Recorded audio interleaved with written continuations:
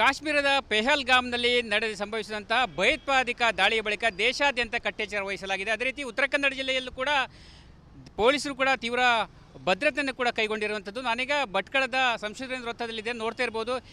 ಸಂಶೋಧನಾ ವೃತ್ತದಲ್ಲಿ ಯಾವ ರೀತಿಯಾಗಿ ಇವತ್ತಿನ ವಾತಾವರಣ ಇದೆ ಎಂಬ ದೃಶ್ಯವನ್ನು ಗಮನಿಸಬಹುದು. ಯಾಕಂತ ಹೇಳಿದ್ರೆ ಈಗಾಗಲೇ ದೇಶಾದ್ಯಂತ ಈ ರೀತಿ ಒಂದು ರೀತಿಯ ಆಕ್ರೋಶ ಕೂಡ ವ್ಯಕ್ತವಾಗಿರುವುದರಿಂದ ಕೇಂದ್ರ ಸರ್ಕಾರ ಕಟ್ಟುನಿಟ್ಟಿನ ಒಂದು ಸೂಚನೆಯನ್ನು ನೀಡಿದ ಹಿನ್ನೆಲೆಯಲ್ಲಿ ಎಲ್ಲೆಡೆ ಕೂಡ ಬಿಗಿ ಪೊಲೀಸ್ ಬಂದೋಬಸ್ತನ್ನು ಕೂಡ ಕೈಗೊಂಡಿರುವಂಥದ್ದು. ಅದರಲ್ಲೂ ಉತ್ತರ ಕನ್ನಡ ಜಿಲ್ಲೆಯ ಸೂಕ್ಷ್ಮ ಪ್ರದೇಶಗಳಾಗಿರುವಂಥ ಕೈಗಾ ಅಣುವಿದ್ಯುತ್ ಸ್ಥಾವರ ಆಗಿರ್ಬೋದು ಅಥವಾ ಅಣೆಕಟ್ಟು ಪ್ರದೇಶಗಳಾಗಿರ್ಬೋದು, ಸೀಬರ್ಡ್ ನೌಕಾನೆಲೆ ಆಗಿರ್ಬೋದು ಮತ್ತು ಪ್ರಮುಖ ಪಟ್ಟಣಗಳಲ್ಲೂ ಕೂಡ ಪೊಲೀಸ್ ಬಂದೋಬಸ್ತನ್ನು ಕೂಡ ಮಾಡಿರುವಂಥದ್ದು.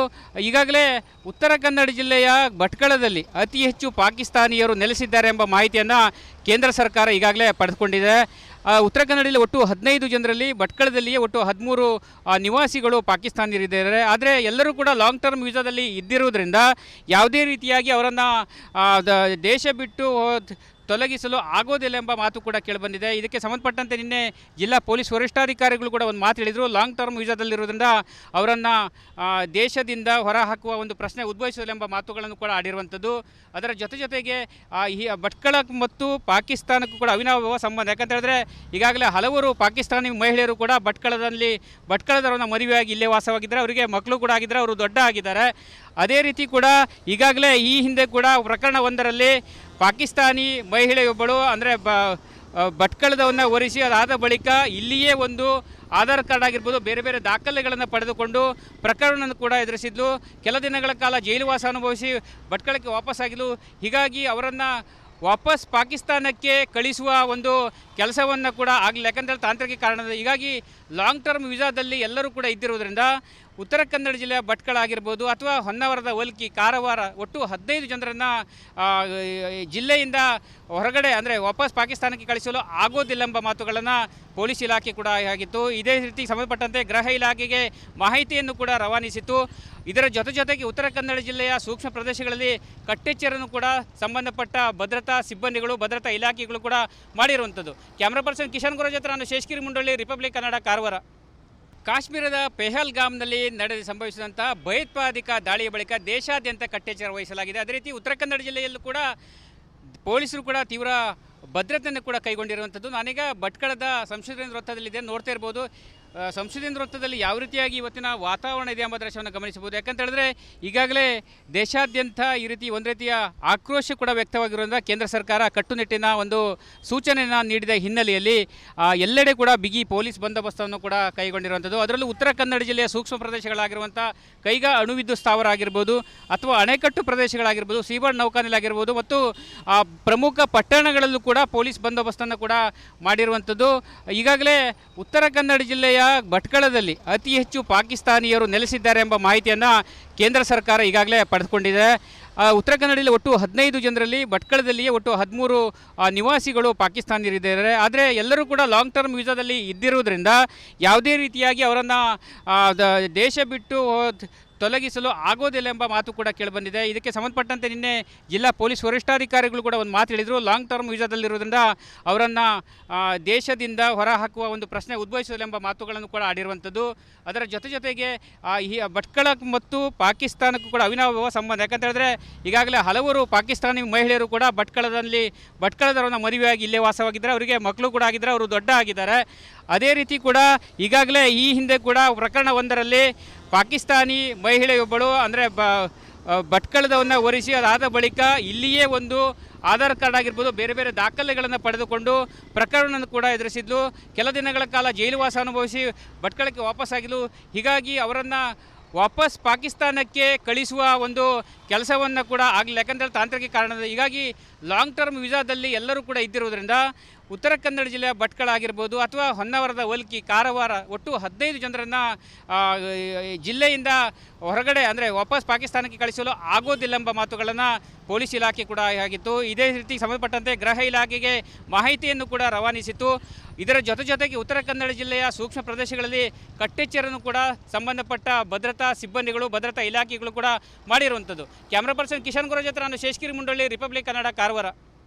ಕಾಶ್ಮೀರದ ಪೆಹಲ್ಗಾಮ್ನಲ್ಲಿ ಸಂಭವಿಸಿದಂಥ ಭಯೋತ್ಪಾದಕ ದಾಳಿಯ ಬಳಿಕ ದೇಶಾದ್ಯಂತ ಕಟ್ಟೆಚ್ಚರ ವಹಿಸಲಾಗಿದೆ. ಅದೇ ರೀತಿ ಉತ್ತರ ಕನ್ನಡ ಜಿಲ್ಲೆಯಲ್ಲೂ ಕೂಡ ಪೊಲೀಸರು ಕೂಡ ತೀವ್ರ ಭದ್ರತೆಯನ್ನು ಕೂಡ ಕೈಗೊಂಡಿರುವಂಥದ್ದು. ನಾನೀಗ ಭಟ್ಕಳದ ಸಂಶೋಧನಾ ವೃತ್ತದಲ್ಲಿದೆ, ನೋಡ್ತಾ ಇರ್ಬೋದು.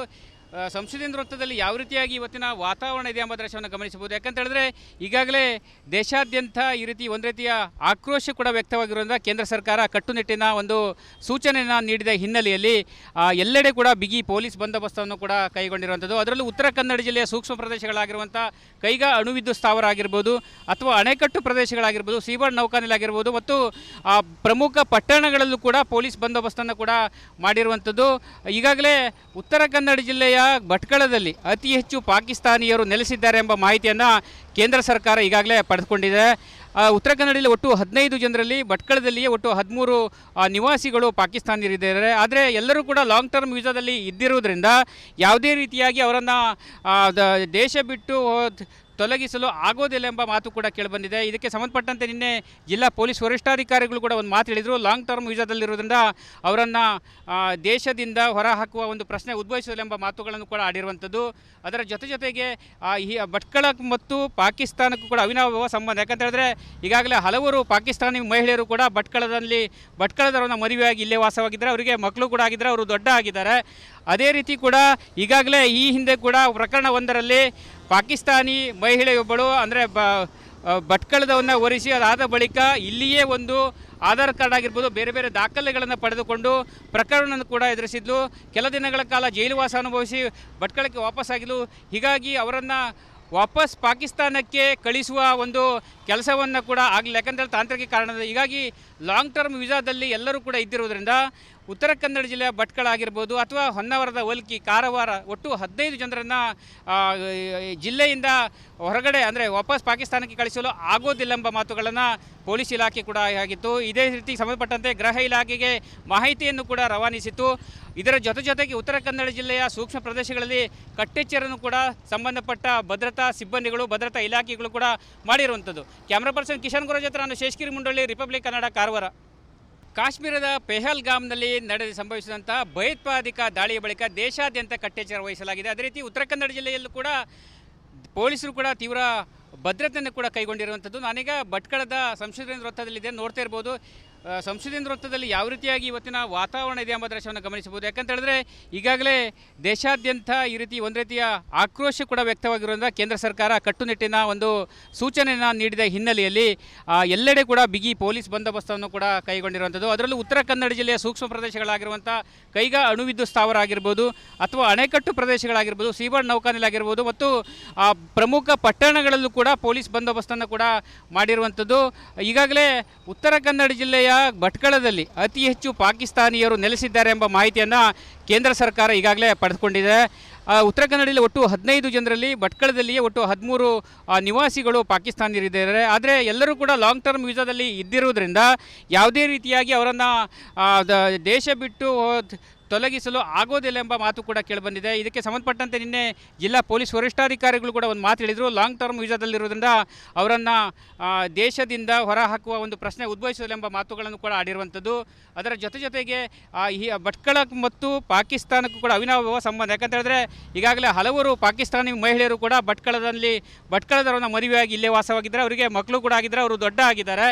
ಅದೇ ರೀತಿ ಕೂಡ ಈಗಾಗಲೇ ಈ ಹಿಂದೆ ಕೂಡ ಪ್ರಕರಣ ಒಂದರಲ್ಲಿ ಪಾಕಿಸ್ತಾನಿ ಮಹಿಳೆಯೊಬ್ಬಳು ಅಂದರೆ ಭಟ್ಕಳದವನ್ನು ಒರೆಸಿ ಅದಾದ ಬಳಿಕ ಇಲ್ಲಿಯೇ ಒಂದು ಆಧಾರ್ ಕಾರ್ಡ್ ಆಗಿರ್ಬೋದು ಬೇರೆ ಬೇರೆ ದಾಖಲೆಗಳನ್ನು ಪಡೆದುಕೊಂಡು ಪ್ರಕರಣವನ್ನು ಕೂಡ ಎದುರಿಸಿದ್ಲು. ಕೆಲ ದಿನಗಳ ಕಾಲ ಜೈಲುವಾಸ ಅನುಭವಿಸಿ ಭಟ್ಕಳಕ್ಕೆ ವಾಪಸ್ಸಾಗಿದ್ಲು. ಹೀಗಾಗಿ ಅವರನ್ನು ವಾಪಸ್ ಪಾಕಿಸ್ತಾನಕ್ಕೆ ಕಳಿಸುವ ಒಂದು ಕೆಲಸವನ್ನು ಕೂಡ ಆಗಲಿಲ್ಲ. ಯಾಕಂದರೆ ತಾಂತ್ರಿಕ ಕಾರಣದ ಹೀಗಾಗಿ ಲಾಂಗ್ ಟರ್ಮ್ ವೀಸಾದಲ್ಲಿ ಎಲ್ಲರೂ ಕೂಡ ಇದ್ದಿರುವುದರಿಂದ ಉತ್ತರ ಕನ್ನಡ ಜಿಲ್ಲೆಯ ಭಟ್ಕಳ ಆಗಿರ್ಬೋದು ಅಥವಾ ಹೊನ್ನಾವರದ ವಲ್ಕಿ, ಕಾರವಾರ ಒಟ್ಟು 15 ಜನರನ್ನು ಜಿಲ್ಲೆಯಿಂದ ಹೊರಗಡೆ ಅಂದರೆ ವಾಪಸ್ ಪಾಕಿಸ್ತಾನಕ್ಕೆ ಕಳಿಸಲು ಆಗೋದಿಲ್ಲ ಎಂಬ ಮಾತುಗಳನ್ನು ಪೊಲೀಸ್ ಇಲಾಖೆ ಕೂಡ ಆಗಿತ್ತು. ಇದೇ ರೀತಿ ಸಂಬಂಧಪಟ್ಟಂತೆ ಗೃಹ ಇಲಾಖೆಗೆ ಮಾಹಿತಿಯನ್ನು ಕೂಡ ರವಾನಿಸಿತ್ತು. ಇದರ ಜೊತೆಗೆ ಉತ್ತರ ಕನ್ನಡ ಜಿಲ್ಲೆಯ ಸೂಕ್ಷ್ಮ ಪ್ರದೇಶಗಳಲ್ಲಿ ಕಟ್ಟೆಚ್ಚರನ್ನು ಕೂಡ ಸಂಬಂಧಪಟ್ಟ ಭದ್ರತಾ ಸಿಬ್ಬಂದಿಗಳು, ಭದ್ರತಾ ಇಲಾಖೆಗಳು ಕೂಡ ಮಾಡಿರುವಂಥದ್ದು. ಕ್ಯಾಮ್ರಾ ಪರ್ಸನ್ ಕಿಶನ್ ಗುರು ಜೊತೆ ನಾನು ಶೇಷಗಿರಿ ಮುಂಡಳ್ಳಿ, ರಿಪಬ್ಲಿಕ್ ಕನ್ನಡ, ಕಾರವಾರ.